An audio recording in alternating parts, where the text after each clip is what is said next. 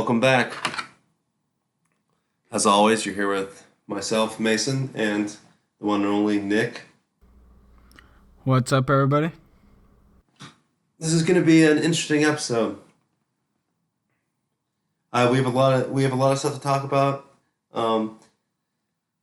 Me and Nick have had a lot of conversation recently about commitment and how do you commit to whatever venture you have going on or whatever, how do you commit to your dreams? Because a lot of time it's really hard to do because everyone thinks it's easy to do. Everyone thinks that, okay, what if you do get the initial step of putting in some work outside of work, like you're investing some of your personal time into working on a side hustle. What happens when you hit a roadblock? What happens when you invest some money and you lose it? Like, that's one thing that people don't often talk about is taking it to the next level of commitment. How many of you are willing to invest $10,000 and fail? I mean, there is if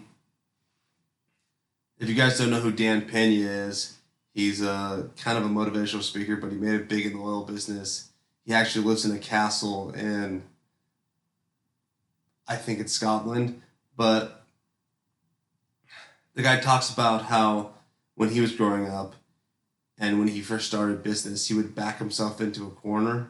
And by that, he meant that he said that he would spend more money than he made because if he was always scrambling to make money, then he would have no other option than to be successful. And I don't know if I entirely agree with that, but it was just it's an interesting perspective on the warpath to success. And what are you really willing to do to be successful? What are you really willing to do to make it happen? Well, yeah, I wouldn't necessarily agree with his method, but I understand the reasoning for it. It's the fight or flight human reaction. You're either gonna flee and, I guess, give up, or you can fight and keep pushing hard and make it big. But I don't know. When you say investing 10,000 into a new venture, even though you may lose it all, I would say it just depends on the person. I feel like if it's something that you really want to succeed at or you really want to accomplish, I think it's worth the risk. Because even if you don't succeed, and if it's that important to you, you're gonna just get back up and try it again. And you're gonna keep trying it, fix your mistakes from the past, and then keep going after it. Well, that's one of the things with business is that if you're in a regular job and you fail, it might tarnish your reputation or tarnish your career. But if you're in business, at any time, you can just cut sling load and start a new one because you've built up the systems to know how to properly create a business, and then you can go along that path. But no, it's definitely it's interesting. It's interesting.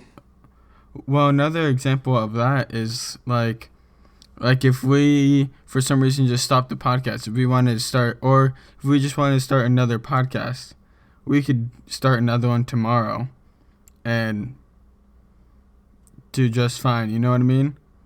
And it would be we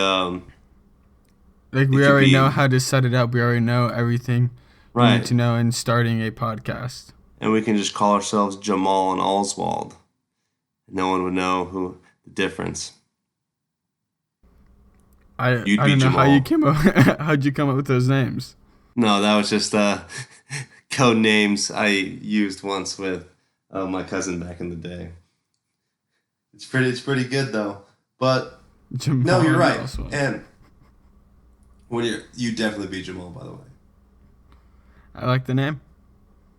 But that's one of the things where we've talked about Elon Musk before, and the kind of risk that he took. And although everyone sees him as this successful billionaire who could invest millions of dollars and it's, not a threat to him, at the beginning, you really look at it and he's did a couple things that kind of were surprising. When he started his first business, we all know he made a couple $1 million off that, and then he bought X.com, which one of their side projects was PayPal, and realized that PayPal was a huge thing, and so he focused on that and then sold it. He made, I want to say, $128 million from that or something along those lines. And then guess what? He could have just lived for the rest of his life in luxury.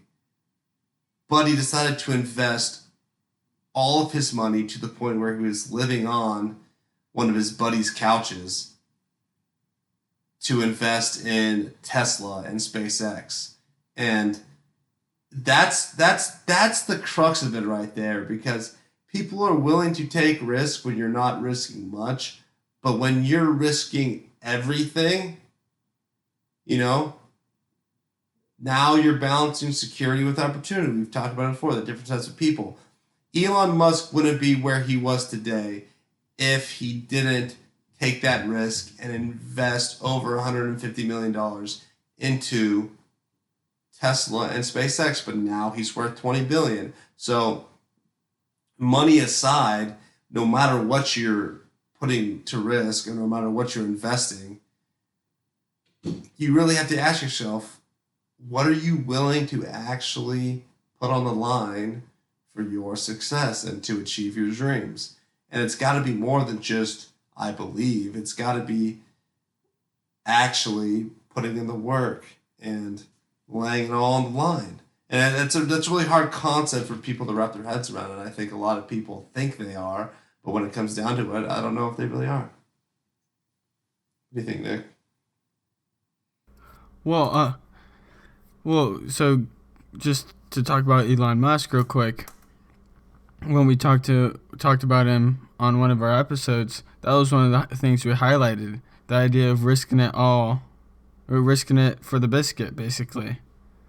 And even now, I think he's still doing the same thing. He's still willing to put everything on the line to reach even further success. He's willing to put it all on the line to take one mouthful of weed from Joe Rogan. Didn't even breathe it in, but apparently his stocks lost millions of dollars. Yeah, that just blows my mind. I don't even know what to say. People lost it when he did that. But other people loved it. I mean, if we're in a country where, for the most part, people want the legalization of weed, how come he can get punished for that? I'm pretty sure that the Air Force, who in part plays a role in SpaceX, they opened a congressional investigation on him. And if he was fit to play a role in a government contract, was that just for show, or did they actually think that Elon, who's half God, could really be unfit to run his businesses just because he took a half a mouthful of THC from Joe Rogan? Well, I would just think, first of all, if they did that, that'd be idiotic, because there's not very many companies doing what Elon Musk is doing, and the contracts he does for them. It would be a disservice for the Air Force and the entire space program if they did that. Right. And, I mean, the one thing with Elon Musk that really inspires me and really interests me more than anyone else, even more than Jeff Bezos, because a lot of people, this is something you have to understand, is that Jeff Bezos is technically more successful than Elon Musk. He's the richest person alive. He has the biggest company in the world, but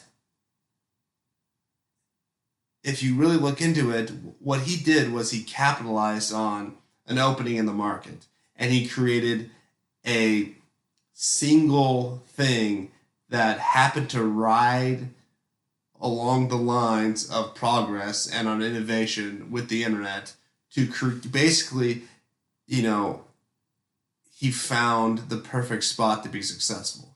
And same thing with Apple. Apple was the first company to reach $1 trillion, and they did it off of one field: electronics, the iPhone, the iPad, the iPod. But when you look at Elon Musk isn't someone who just found an opening in the market. He actually is innovating. He's actually creating, new fields. He has multiple fields. He has Tesla electric cars. He has SpaceX, space exploration. He has Solar City, which is energy. And he has Hyperloop. He has a bunch of different companies where his goal is not to just be rich. His goal is to innovate. And if you listen to any interview with Elon Musk, what he talks about is people will talk about, hey, so what are you so interested with getting people? I just watched a video today, actually. They asked him, why are you so interested in getting people on Mars and creating like a society on Mars? And he goes, well, because it's interesting. Because how bleak would life be if interplanetary civilizations didn't exist in our future? And it was like he wasn't saying because I want to be the first to invent this. It wasn't because I want to make a bunch of money. It was literally because how interesting is innovation and how exciting is the idea that we can grow and we can achieve these things. He does it out of a passion to help the world and out of just pure intellectual interest. And that's something that it's really inspiring. And he talks about as well what he talks about in the thing I watched today. He was talking about how if you don't constantly pursue innovation, then technology degrades. So he said, if you try to just say, well, what if we don't pursue further innovations and we just ride out what we have now? He's saying it won't stay at a neutral level. It'll actually degrade. And he has examples where you look at the Egyptians who used to build pyramids and now they don't know how to build pyramids. Or you look at the Romans who are building aqueducts and now that region can't build aqueducts. So naturally, technology and innovation will degrade. So unless you're constantly pursuing an increase and the next technological advancement, then you might lose it all. Well, yeah, but I feel like there's always going to be people pursuing that kind of stuff. They may not be Elon Musk people, but there's a lot of smart people who are always out there innovating and trying to make advancements. And I don't know, we need that. We need the curiosity out there to answer the questions that you don't know. Right. No, I completely agree. It's one of the things that's wild to me is if we actually broke it down into percentages, it would be the amount of people that are alive or have lived with the amount of people that have made the majority of technological advancements. You know what I mean? Like, I would bet you that 3% of the world's population is responsible for 99% of technological advancements and just the advancements of society in general. I think 3% is generous. I think it's less than 3%. Right. Because if you think about it, like for example, Amazon, online, free shipping and all that, it's people don't like think of it that much, but that is a huge innovation. What he did, he changed the whole shopping field, and that's just one person. Right, and then the question begs, what if I've heard the question, what if there were 1,000 Elon Musks? What could we achieve? Or on the other side, what if just Elon Musk didn't exist? Or what if just Jeff Bezos never existed? Where would I buy my stuff from? Would I have to go to the store? Probably. You know, the impact that individuals can have is so immense. And that's where I think that a lot of people today are discouraged to go and try to achieve their dreams or go to and make an incredible goal because they're like, well, there's so many people. What's the likelihood that I become successful? And it's like, I mean, yeah, maybe you could look at it that way, but the way I look at it is look at how these individuals did that and what if they didn't exist? So shouldn't it be almost like the duty of everyone else to go and pursue that level of greatness? What if we all did? What if well, like for the people who say like, oh, there's so many people. Like, how can I succeed with that much competition, for example? But the whole reason why, well, part of the reason why all the people that we talk about are successful is because they're the only ones doing it in reality. They're the only ones actually trying to innovate and trying to create new things and putting in the work to be successful. Right. That's one of the things that I read in Tim Ferriss's book, The 4 Hour Work Week. One of the things that talks about, if you don't know who Tim Ferriss is, he has his own podcast. He has multiple books. He made most of his money through a online business that sold nutritional products. But regardless, one of the things that it talks about is people who have a lower level goal. It's actually more difficult to achieve a lower level goal than it is to achieve an incredible goal because so many people are all competing for that same lower level goal that the competition is so fierce. But if you're shooting for the stars, there's not that many people that are trying to compete with you on that higher level because so many people discourage themselves by saying that it's not possible for them to reach that level, so they don't even try. They don't even try at all. So then if you are someone who thinks that it's possible and you go and try to achieve it, you get up there and you're up there competing on the highest levels and you realize there's no competition here because everyone else is still thinking it's super hard to become a mid-level. Well, yeah. Well, I feel like just to bring back Elon Musk is like everyone's shooting for the moon. We've landed on the moon before. They know it's possible. Everyone knows, all right, that's possible. That's an easy goal to have in mind. But he's talking about landing on Mars and colonizing it. He's shooting for more. And that's part of what separates him from the rest of the people. That's part of the reason why he is,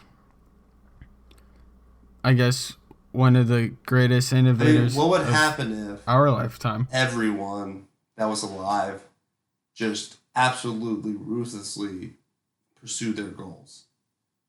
Would there be, I can imagine that there would just be so many more advancements, but it's like higher level goals. Everyone was just pursuing. Right. And then some people wouldn't achieve it. The unimaginable. Right. And some people wouldn't achieve that level of goal, but how many people would? Now I feel like I would say probably 90% of the world's population don't even attempt to achieve a higher level goal because they think it's not possible. So now you have 10% of the world's population attempting to achieve it. And it's, it's an interesting thing to think about. Well, so like how many people do you think are out there who are thinking like Elon Musk and like are currently like trying to do the same thing he wants to do, like try to make that same advancement? I don't think there's that many people at all. There's so many people, and that's that's one of the things is I know a lot of people that I've been talking to who I feel like could achieve incredible heights, but they're not even. It's not even in their deck of cards. I mean, I know people who have master's degrees and are very, very intelligent human beings, way smarter than myself, and their goal is just to get. They're like, well, I'm gonna get a job where I can use my degree and hopefully I can make $100,000 a year and just live a comfortable life. And I'm like, dude, you're smarter than me. Why are you not? If I'm dreaming 10 times higher than you and I'm achieving it, what if you did that too? It's there's so many people that have an endless possibility of for success and to achieve these opportunities and they don't even attempt it. And that's I don't know. I think it's a cultural thing with modern day society, but I think it can be changed. I think that we might have a resurgence of effort and of inspiration as time goes on. But I guess we'll have to see. Yeah. Well, did you see Tiger Woods play on uh the 23rd, I think? No, Tiger Woods is making a huge comeback, and it's absolutely inspiring. And that's a good thing to talk about. Is you look at that man, Tiger Woods. He was a legend. He still is a legend, and he's about to make a comeback as a legend. If you guys don't know a lot about Tiger Eldrick Woods, he's won 105 worldwide wins. He has 14 major champions. And if you guys don't know how golf works, so basically there's the PGA Tour, which is the professional American tour, and there's a bunch of tournaments in them, and you have to have a qualification to compete in the PGA Tour tournaments. So Tiger Woods has 79 PGA Tour wins, which is the second highest, which means in the PGA Tour tournaments he has 79 wins. But on top of that, there are four tournaments that are considered majors because you don't just have to be a professional, you have to be in the top 100 to get invited to go to them. And those are the Masters, the US Open, the British Open, and the culminating PGA Tour tournament. And even in those, Tiger Woods has won four Masters, four PGAs, three US Opens, and three British Opens. He was the youngest person to complete the career Grand Slam, which that's where you win. A Grand Slam is when you win all four of them in the same year. But if you win them all in your career, they call them a career Grand Slam. But for Tiger Woods, it only was the youngest to achieve the career Grand Slam. He actually won them consecutively. He just happened to lose. So he lost. He The lost. first one. Well, which one was it though?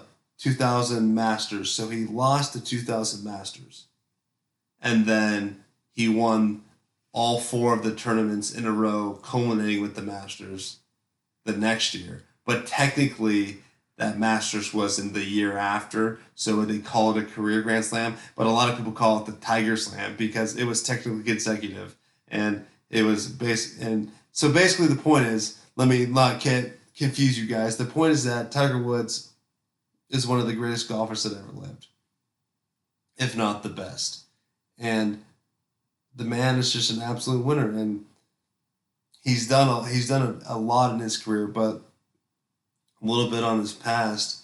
He grew up in Cypress, California. His father was actually an army officer, so it's interesting that he was able to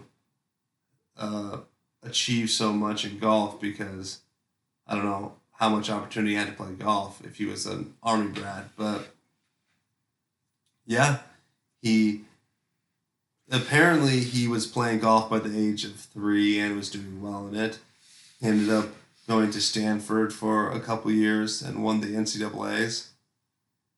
And I mean, one of the things that's most interesting about him is that he's a mix. He's a half black, half Thai individual who, if you think about a sport like golf, there's not a lot of diversity in the sport. You know what I mean, Nick? Yeah, and I've another interesting thing he also does was he basically started a business based off his golf career. Well, uh, he started like a, mu- a multi-brand enterprise, which like includes like a golf course designing company. He has a charity, a production company. He just he does so much other than just golf, Right.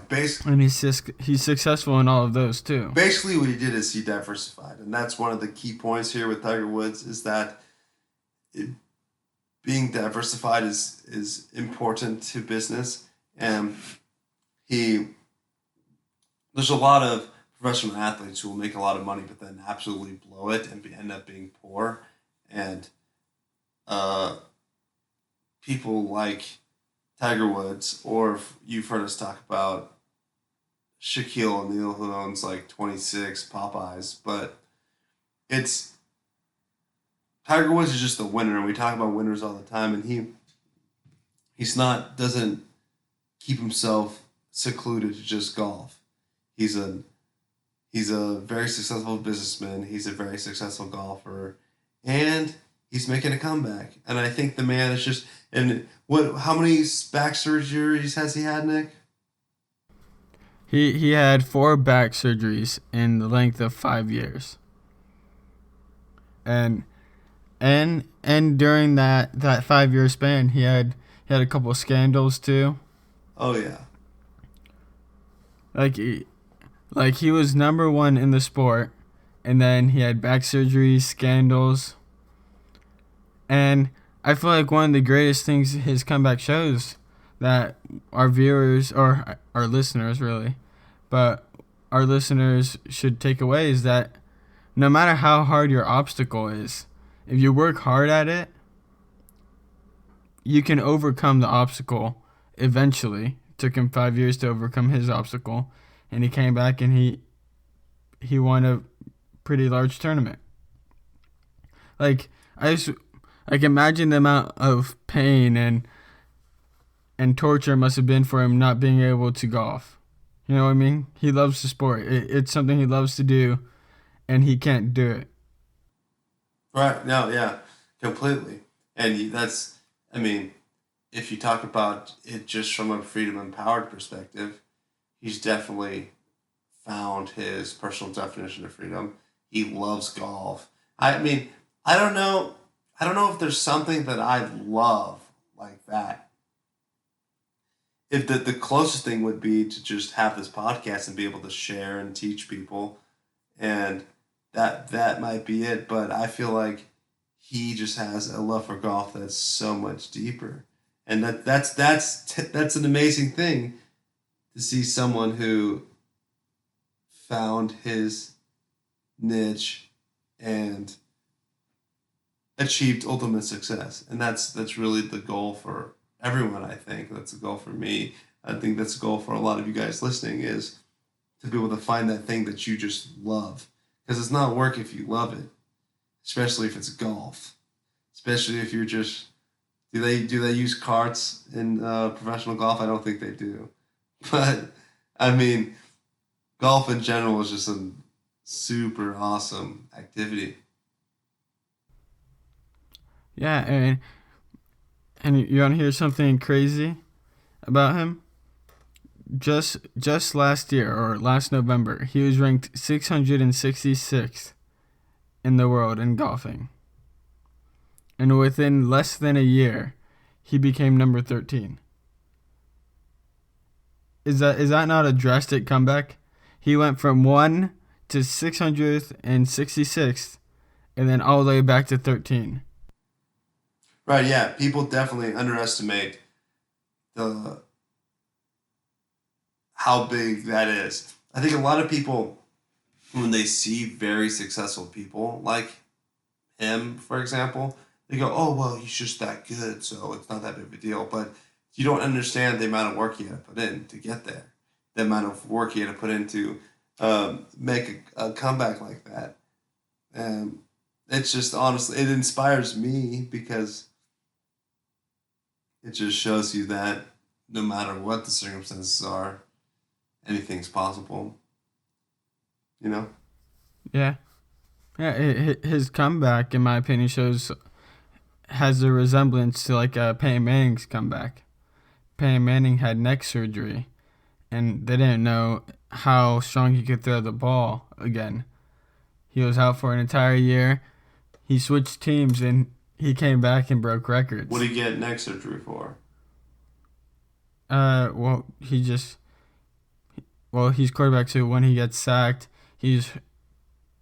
I guess he got sacked enough times where he hurt his neck on a play, and he had to get neck surgery because I guess it was affecting his throwing abilities and like his movement.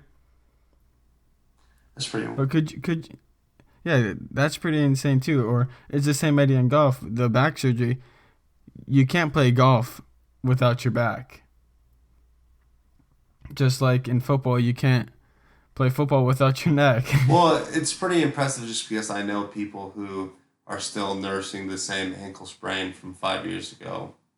So, you have these professional athletes coming back from debilitating injuries, and some people can't even walk because of a sprained ankle. You know what I mean? So, what are they superhuman, or are they just that much more driven? I think people are way more resilient than they think they are, and a lot of people's roadblocks or obstacles are really just excuses, because Tiger Woods didn't make an excuse, Peyton Manning didn't make an excuse, and they're coming back from things that, or I don't even know who, I don't know the exact name of the guy, but there was somebody, I think it was a couple years ago, or maybe it was last year, who legitimately fractured their spine and was paralyzed from the waist down.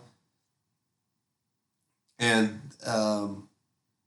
now he's up walking and says he wants to try and play football again. Obviously, hopefully he doesn't, because he was paralyzed. But at the same time, you look at that. Someone could come back from You're talking about Ryan Shazier. I think so. Yeah.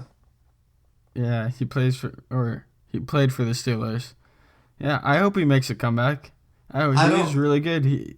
For his position, he was fast. He was a fun player to watch. I don't know if I could hope for a comeback for someone who was paralyzed. It's just that. I mean, but that goes to show that people who really have the drive, they're willing to risk their lives for what they love, for the sport that they love, or whatever it is that their goal is. They're willing to risk it all. Yeah, that goes back to what we were talking about in the beginning. How much are you willing to risk for your goals? And Ryan Shazier, he's willing to risk his ability to walk practically. He's willing to risk his mobility just to continue to do what he loves to do. Right. So if he can risk his ability to walk, you can risk a couple of $1,000 and a couple of 100 hours of effort to try to make your dreams come true. And if you're not willing to risk it, don't expect success, because it's not going to happen. You can't be successful unless you're willing to make that risk. And it's not like you have to just fraudulently make sacrifices just to be like, well, I've failed on purpose, so now I can be successful. That's not what it is. It's a mindset, though. It's creating that mindset where you're willing to do whatever it takes to be successful, and that's the crux of it right there. Is that if you are truly a winner and you truly have flipped that switch and created a mindset where you accept nothing less than absolute success, then you're going to see the fruits of that mindset. And that's what it's all about. And that's what we are just trying to drive home in all of your heads is that you might have that goal, you might be starting to take steps, but if you don't believe and you don't actually see that success in front of you, then you know, who are you fooling? Yourself? You're not fooling us. I guess you're just fooling yourself. But it's also, you know, it's not that hard to do it. You have to really just want it. Yeah, you have to be willing to put in the hard work to accomplish the goals you have. You have to be willing to risk it all. That's one of the three things. Taking a risk, not letting anyone tell you no, and working hard. It's really easy. It's really easy. There's all the principles we've talked about in Freedom Empowered. None of them really are that exclusive. No one's saying you have to have a doctorate. No one's saying you have to be a professional athlete. No one's saying you have to have any of those requirements. All it is you have to work hard, take risks, not listen to the doubters. You have to build confidence. You have to build a work ethic, and you have to communicate and focus on your networking. And anyone can do all of that. A lot of people can do it without any education whatsoever. So that's the moral of the story is if you want it, you can achieve it. And Tiger Woods wanted it. And he happened to find the things that he loved and happened to be able to do something as awesome as just play golf. But whatever it is that your guys' dream is, and whatever skills you have, I guarantee you that you can be on top, controlling your own source of income, controlling the actions that you take, being a mobile individual who can go out there and do whatever they want, whenever they want. And work will not be painful, it'll be fun. And is it really even work anymore? I don't know. But yeah, guys, hopefully we can all watch Tiger Woods make a complete comeback. And if he doesn't, you didn't hear it from us. But yeah, it's good talking to you guys again. Well, we'll talk to you soon.